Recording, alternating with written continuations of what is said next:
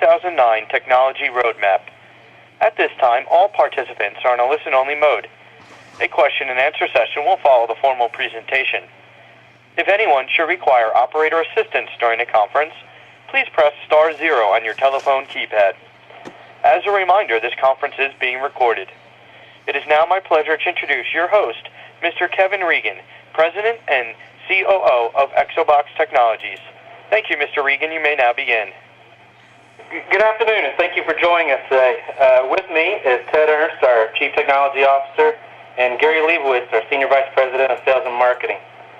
Now, the purpose of today's call is for us to provide to shareholders and other interested parties with a blueprint for mapping out business challenges and how we are addressing them with our proprietary technologies. In our agenda today, I'll be providing an overview of our vision and direction. Ted will talk about our research and development plans, and Gary will discuss our market position and provide an update on taking our technology to market. Afterwards, I'll open up the call for brief questions and answers. So first, our lawyers require I read the following statement, so please bear with me. Please be aware that the statements in this conference call that relate to future plans, expectations, events, performance, and the like are forward-looking statements within the meaning of the Private Securities Litigation Reform Act of 1995 and the Securities Exchange Act of 1934.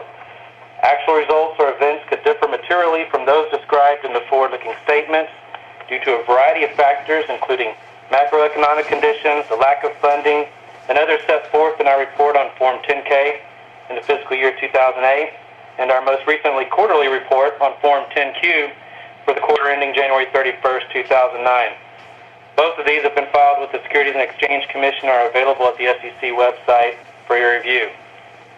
Having said that, there's no doubt that we entered our current fiscal year, which ends in July, in very uncertain economic conditions.